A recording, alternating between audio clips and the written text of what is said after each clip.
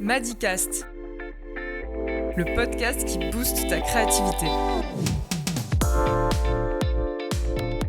Bienvenue dans Madicast, le podcast créé par l'agence Madigood et qui explore le monde passionnant de l'entrepreneuriat, du design et de la création. Je suis Anthony, votre chroniqueur préféré, prêt à vous emmener dans des rencontres captivantes au cœur de l'innovation, de l'inspiration et de la création. Vous pouvez nous rejoindre chaque mois pour des conversations fascinantes avec des esprits créatifs, des entrepreneurs visionnaires. Alors préparez-vous à découvrir les secrets du succès, à repousser les limites de votre créativité et à vous inspirer pour réaliser vos rêves et vos envies. Bienvenue dans Madicast. Aujourd'hui, j'ai la chance de recevoir Romain aka Remain, que vous connaissez, que vous avez sûrement peut-être entendu au Rex à Paris ou au Bouge à Marseille, entre autres. La liste est longue. Bonjour Romain, Hello, merci d'être venu. mais c'est un plaisir, belle intro, hein. Bah écoute, Magnifique. super. Le ton est donné. Le ton est donné. Je suis content de t'avoir. Il est 9h30, ça va, c'est pas trop C'est tôt. complètement OK et la photo derrière toi que vous ne voyez donc pas est extrêmement inspirante. Oui, alors c'est Astrid Manoukian, qui ancienne alternante chez Madigood, également photographe. Bravo Astrid. Voilà, on la salue au passage. Alors, Souplesse. souplesse et volupté. Romain, donc c'est un plaisir de t'avoir. Est-ce que tu peux, en quelques mots, te présenter? Je m'appelle Romain, je fais de la musique. Je fais plein d'autres choses qui tournent autour de la musique. J'ai un label. J'ai sorti des disques sur plein d'autres labels depuis très très longtemps, parce que je suis toujours jeune, puisque je suis toujours jeune, voilà, c'est clair. Je suis aussi disque jockey et DJ et je fais aussi des lives lorsque je prends le temps de les préparer, ce qui est le cas en ce moment, mais je vous en dirai plus tout à l'heure. Super. Alors, préparer cette interview en faisant quelques recherches sur toi, on peut dire Et je n'ai que pas de page Wikipédia, si? Non, t'as pas de page je ne crois pas. Je Wikipédia, m'en suis jamais occupé et il faudrait d'ailleurs. C'est une case de plus de cocher dans la to-do. mais en tout cas, il y a quand même pas mal d'informations sur toi, sur tous les projets. Moi, je voulais savoir comment tu t'es forgé ton style aujourd'hui, que j'ai qualifié de techno brut et esprit punk. D'où viennent toutes ces inspirations? En fait, c'est très gentil, merci, déjà. Les termes sont forts, très, très forts et en fait, les 2 parlent de liberté Ouais, et en fait, il me semble ça, pas de limite. On fait ce qu'on a envie de faire quand on le fait, quand ça vient et on regarde ensuite, pour voir ce qu'on en fait.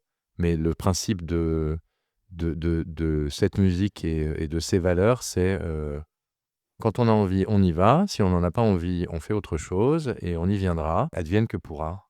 trop cool. Du coup, tu as fondé Mint Records. Ment Records. Alors, je ne l'ai Mint pas Records. fondé seul, je l'ai fondé avec Siskid, qui est un garçon extrêmement, extrêmement, extrêmement talentueux on a choisi de partir chacun de notre côté et voilà, en 2008, donc Ok, hier, ouais. et la 29e sortie du label arrive dans un mois. Après un petit hiatus de quelques temps, mais pareil, on en reparlera un petit peu plus tard. Qu'est-ce qui t'a poussé en fait à créer ce label, toi, à ce moment-là? Défendre la musique et les valeurs humaines que des gens mettent dans la musique et les valeurs tout court et des rencontres, des échanges et voilà, c'était une période, parce qu'elle est vraiment révolue, pendant laquelle il n'y avait que de la musique physique. Ok, Donc c'était du CD ou du vinyle, puisque là on se parle de musique qui était au départ. Enfin, le label a été monté pour sortir de la musique club mais indépendante, donc venant un petit peu de la musique qui gratte un peu avec Cisco, nous avons forcément signé des artistes desquels nous étions proches. Il y avait une bonne bande qui est toujours là, hein, mais il y avait une bonne bande et il y avait une bonne émulation et voilà, c'est un moment où on passait des disco pulp à Paris. C'est un moment où où la French touch, qui était le côté, shiny de la chose était vraiment au top. Mais forcément, quand il y a un côté ultra shiny, il y a aussi un côté revendicateur et c'était plus ce côté-là. Quand bien même, je n'ai jamais ressenti le besoin de revendiquer autre chose que la liberté dans la musique. Trop cool. Et du coup, on va évoquer, un peu plus ton parcours. Ouais. Tu es passé dans des lieux iconiques, comme je disais, notamment le Rex Club, hein. J'ai dû, peut-être, te voir là-bas même parce que moi j'allais souvent. Maybe. Ah non, mais c'est un lieu, qu'on peut qualifier d'iconique. C'est légendaire même. Il y a quelques clubs qui ont marqué et la culture de la musique électronique et des villes entières et des vies nocturnes de villes. Et le Rex en fait partie, comme Fabrique à Londres, comme je peux te donner une liste sans fin. C'est pas l'objet, mais oui, j'ai eu la chance d'y jouer beaucoup. J'ai eu la chance d'y avoir une soirée, que ce soit autour de moi ou de mon label, Ment, donc. Et ouais, ouais, ouais, c'est bien. Et puis surtout, ils viennent de le refaire et le Ouais. lieu est super cool et le son est toujours aussi incroyable. Ça a été un des premiers lieux à Paris dans lequel il y avait une multidiffusion. Donc en fait, le son était parfait partout, fort, sans être oppressant ni dangereux. Tout était la cabine du Rex, elle était mythique. Aujourd'hui, tu peux jouer en dehors, voilà. Et est-ce que ça a influencé du coup, ton travail, ta créativité? Toutes ces hautes, enfin, je vais essayer de le formuler correctement. Tout a été vecteur d'influence pour tout. Ouais. En fait, les nuits étaient influençantes pour les phases de créativité en studio, forcément, parce que tu joues des morceaux d'autres personnes, ou les tiens, hein, mais principalement d'autres personnes, et tu les joues devant des gens, et à ce moment-là, les platines n'indiquaient pas dans quelle tonalité jouer les morceaux, ou ne travaillaient pas les BPM toutes seules. Donc en fait, tu devais bosser et réfléchir, et en fait avoir une vision à un instant T de ce qui devait se passer dans le club, et lire ce dont les gens allaient avoir envie quelques minutes plus tard, en fonction du morceau qui passait. Ouais. Et ça, c'est la base du disc-jockeysme. Donc, aujourd'hui, on dit DJ, on dit performeur, on dit tout ça. Mais ça reste regarder une salle et générer une interaction entre une salle et toi, entre ce que tu vas leur proposer, ce qu'ils vont te rendre. Et ensuite, c'est de là que vient la mass hysteria. Et voilà. Donc, en fait, ça influence forcément puisque tu as sélectionné des disques. Ouais. Tu as été chez ton disquaire qui, s'il est cool et qu'il a l'habitude de te voir, t'évite 14 heures de pourrissage d'oreilles avec des trucs qui ne t'intéressent pas. Et tu as fait une petite sélection hebdomadaire souvent, ou même pluri-hebdomadaire aussi si tu avais un petit peu de sous. Et donc là, déjà, tu as tes nouveaux disques. Et puis, il n'y en a pas beaucoup. Donc, souvent, il te les sort. Et puis, il a eu des whites. Et puis, c'était la folie. Enfin, bon, bref, tu captes. Et aujourd'hui, c'est un peu différent. Mais ça reste tout aussi intéressant parce que à l'époque, il y avait moins de monde. La barrière à l'entrée n'était pas la même. Aujourd'hui, il y a des DJ dans tous les bars de toutes les villes du monde, tous Ouais. les soirs. Ouais. OK? Donc aujourd'hui, DJ peut être un métier. Tu fais des études d'école de commerce, ce que j'ai fait Dauphine. J'ai OK. fait des études de finance, tu vois? J'étais pas du tout, prédestiné à faire ça. Je savais que je ferais pas de finance. J'avais juste un deal avec mes parents qui était: je termine mes études et puis ensuite je fais ce que je veux. C'est peut-être une des seules choses que j'ai respectées et au final, je les en remercie parce que ça construit aussi. Oui. Et et voilà, donc aujourd'hui, ça peut être un métier. À l'époque, ça ne l'était pas.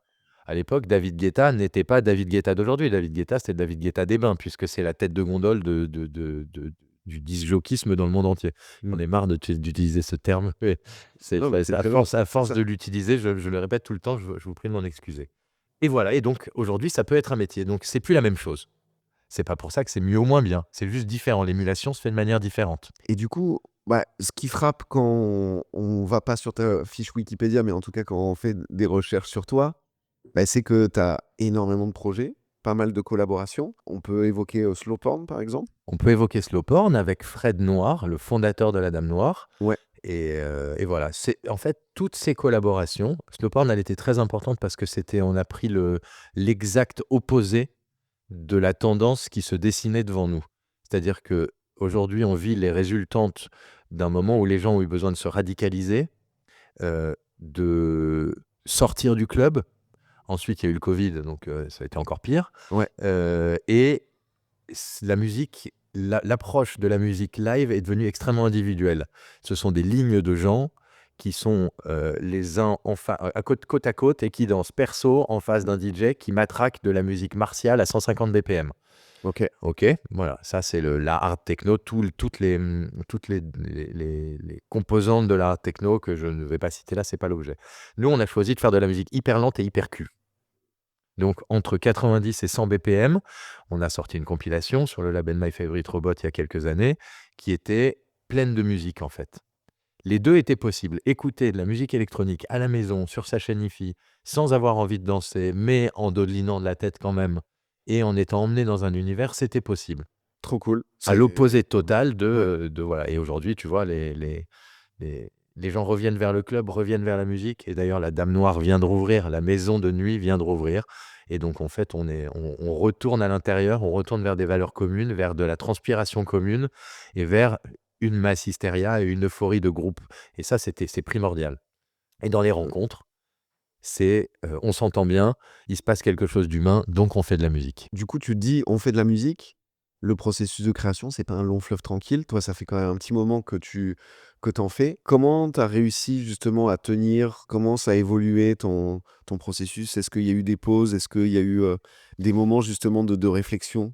Alors, déjà, quand tu choisis cette vie, tu n'as pas forcément conscience, quoique si, en vrai, ce serait faux cul de ne pas être honnête, tu sais que tu vas en chier. Parce que tu ne te lèves pas le matin obligé d'aller au travail, parce que tu dois être toujours responsable, parce que la vie autour de la musique et de la musique électronique est faite de rencontres de gens qui sont un peu pas, ils sont pas en marge, on n'est pas en marge, on n'est pas des, enfin c'est pas le point, mais on a une vie différente. Et donc forcément, on a des largesses d'appréhension du quotidien qui font qu'il faut parfois être très costaud pour arriver à se lever le matin, etc., etc. En plus de ça, on se parle de créativité. Je suis extrêmement heureux pour les gens qui arrivent à se lever le matin à heure fixe et à produire, quel que soit le médium, musique, peinture, sculpture, etc., non-stop tout au long de leur vie. Ça veut dire qu'ils ont un univers de vie qui est extrêmement équilibré et qu'ils ont parfaitement appréhendé leur processus artistique.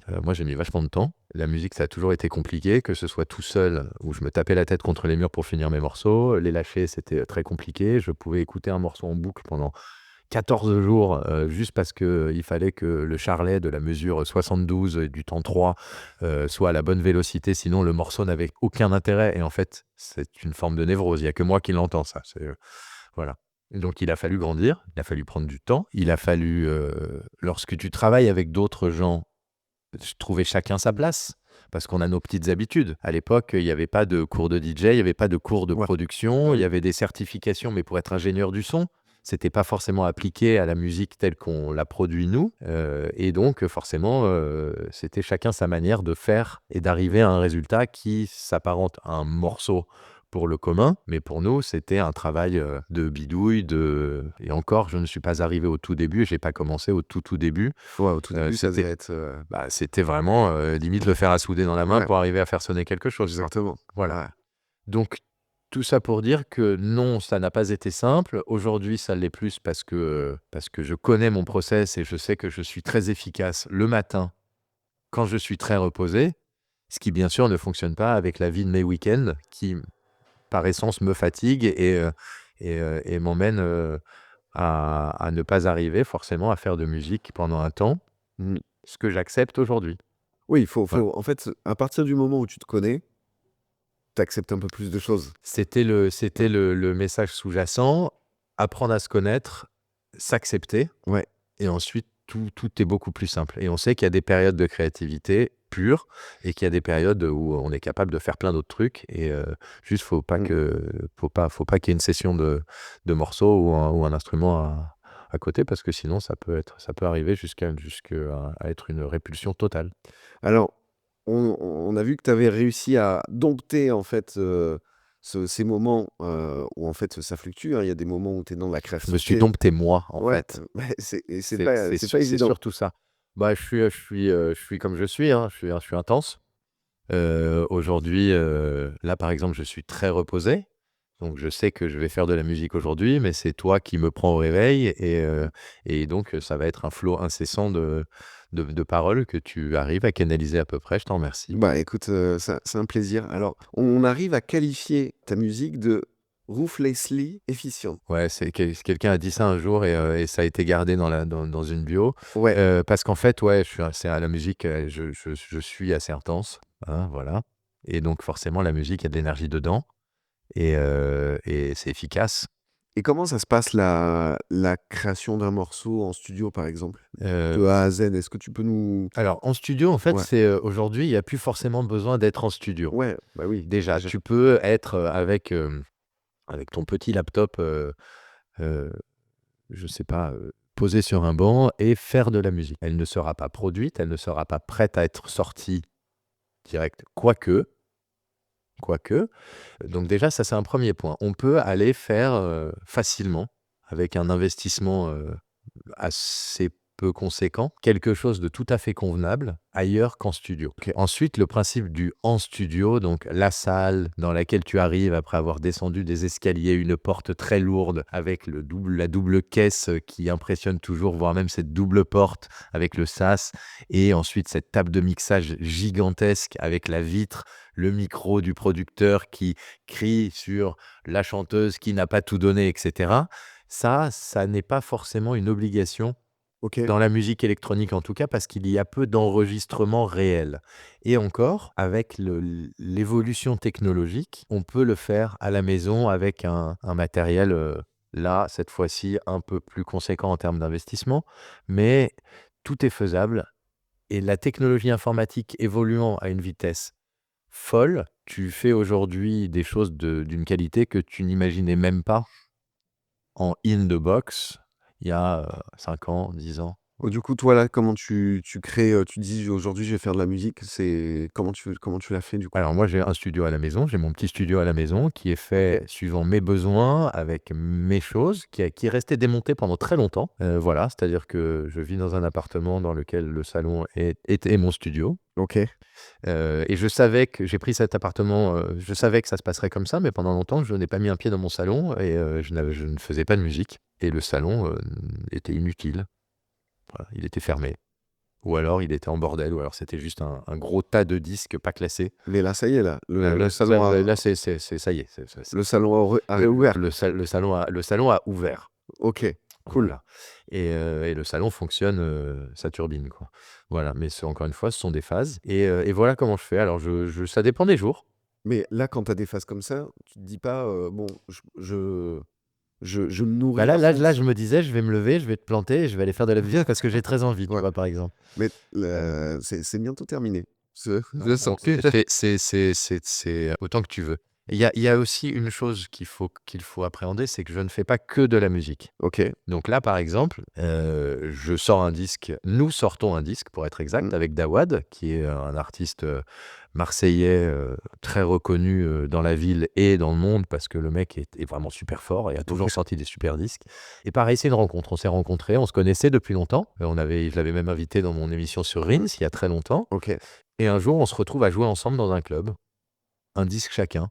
OK. Et en fait, c'est très rare que ça se passe comme ça. J'adore jouer avec les gens tout le temps. Enfin, tu vois que Mmh. je suis toujours avec des gens, que ce soit en prod c'est pas parce que j'ai pas envie de faire ça, non, c'est juste que je prends plus de plaisir à partager, à échanger des moments et à faire des blagues, tout en travaillant sérieusement, bien sûr. Et on joue ensemble et alors mais la folie, quoi. C'est-à-dire que le mec écoute, le disque, c'est le bon, c'est la bonne intensité. On peut jouer en tension pendant des heures et en fait, bon, voilà, un set hyper cool, hyper agréable et ça s'était bien passé pour la salle aussi, donc ce qui ne gâche rien. Et puis on en refait une, 2 et puis finalement, bon, bah, viens, on fait quelque chose et puis on se retrouve, chez lui, dans son home studio OK. et on commence à faire un morceau et puis on avance, on avance, on avance et puis, bah, là, on en est à sortir notre deuxième disque, préparer notre live. Le Cool. deuxième disque, ce sera sur Ment, mon label. Le premier était sur Lumière Noire, le label de Chloé, Ouais, il y a quelques mois. Voilà, d'ailleurs, on va, jouer à la Gaîté Lyrique avec Chloé pour son live, le 1er décembre. très Ce qui est stylé. cool. C'est cool, ouais, ouais, c'est bien, c'est la 1re date, importante, merci Chloé, en dehors de Marseille pour ce projet et ensuite le live fin décembre au moment de la sortie du disque à la Dame Noire et voilà et tout ça, bah, tout ça fait que quand tu as un label et que bon là, c'est un de mes disques donc forcément, je suis, orienté, mais Mmh. j'essaye de défendre les disques des autres de la même manière que je défendrai les miens. Forcément, ça prend du temps parce que toute la promo, ça prend du temps, parce que, avoir un package complet, ça n'est pas Mmh. que la musique. Il y a tout un tas de trucs qui doivent aller avec. pour que ce soit sortable, que les gens puissent l'appréhender de la meilleure manière. Ça prend du temps à constituer, enfin à être reconstitué, pardon. Et voilà, donc en ce moment, je ne fais pas que de la musique. Les labels que tu choisis, Lumière Noire, j'ai noté aussi Throne of Blood. Ouais, ça c'est un label new-yorkais qui a été monté par les Rapture et par un mec qui s'appelle James Friedman il y a quelques années maintenant. Et on a été les premiers Français. Un disque que j'avais fait avec Mademoiselle Caro a été signé sur ce label. Et Ok. première date à New York, t'imagines? Bah, Alors, ça défonce. c'était on avait eu un petit encart dans l'eBay à l'époque, c'était la folie, quoi. Les parents ont compris que, c'était pas, C'était pas ça juste. pouvait être un métier. Alors sûr, on n'aura peut-être pas de retraite, on sera très fatigué, on aura mal au dos et ce sera compliqué, mais on aura bien rigolé. Vous aurez vécu. Ouais, exactement. Et du coup, comment tu choisis ces Les labels? labels, oui, pardon, je ne t'ai pas répondu. Je te prie de m'en excuser. Tu aimes bien les disques qui sortent parce que la rencontre humaine est cool, Ouais. parce que tu sais que en plus de ça, le mec travaille bien. Ah oui, il y a un point, petite parenthèse. On gagne notre vie avec la musique. Ok. Aujourd'hui, être DJ, c'est un métier, mais tu es DJ dans ta ville. Quand tu ne sors pas de disque ou quand tu sors des disques, ça te permet d'avoir une visibilité et des gens qui peuvent potentiellement te demander de venir défendre ta musique ailleurs. Ouais. Voilà. Donc, c'est important. On sait qu'on va pas vendre de disques ou très peu. Donc, la rémunération potentielle, pas être riche, hein, attention, payer son loyer, nourrir son chien, et Ouais. cetera, et cetera. Tout ça, ça se fait grâce à la musique qui a été faite en amont. Donc, il faut trouver quelqu'un qui la défende le mieux possible pour te permettre d'avoir une éventuelle visibilité Ouais. et ensuite de tourner éventuellement. Voilà, parce que la pyramide se réduit de manière drastique très, très vite. Le nombre de personnes qui en vivent par rapport au nombre de personnes qui le font, déjà, on se parle de je ne sais pas quel pourcentage infime, mais le Ouais. nombre de personnes qui cartonnent par rapport au nombre de personnes qui font de la musique, c'est pas infime, c'est infini-décimal. Ok. Voilà. Donc en fait, il faut arriver à lier tout ça. Le temps que tu passes à faire de la musique, Et le temps. lié à la vie normale, en fait. Parce Ouais. que si tu ne rentres pas dessous, la musique, tu vas plus en faire très vite. Voilà. Trouver un équilibre qui est un petit peu Exactement. délicat. Et donc tu choisis ton label, les labels, pour plein de raisons, dont le fait que tu aimes l'image, la musique d'abord, l'image du label, que tu sais être sérieux et que tu t'entends bien avec eux, et Ok. cetera, et cetera, et cetera. Et puis ensuite tu tisses des liens et puis tu ressors des disques si tu es content parce que ça s'est bien passé, parce que tu t'entends bien humainement et accessoirement ensuite, cette fois-ci, s'ils ont bien travaillé. Parce qu'au final, si c'est tes potes, tu re-signeras chez eux. Voilà. C'est humain aussi, quoi. C'est complètement humain. Bah, c'est de la musique, donc c'est chaud. Il y a de la connexion. Voilà, C'est normal. exactement. Là, quand je t'entends parler, moi, je vois qu'il y a, bah, ça bouillonne. Il y a de la passion, il y a de la créativité, il y a de l'humain, il y a de l'amour, il y a des échanges. Tu fais de la musique, mais pas que. C'est quoi tes prochains défis créatifs, tes prochaines envies Est-ce que tu as des challenges en tête? Oui, oui, oui. Il y a un club dans lequel je n'ai jamais joué et dans lequel je rêve de jouer.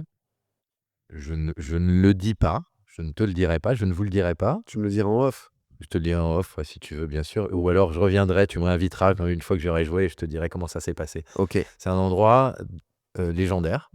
Ok, c'est pas le Panorama Bar.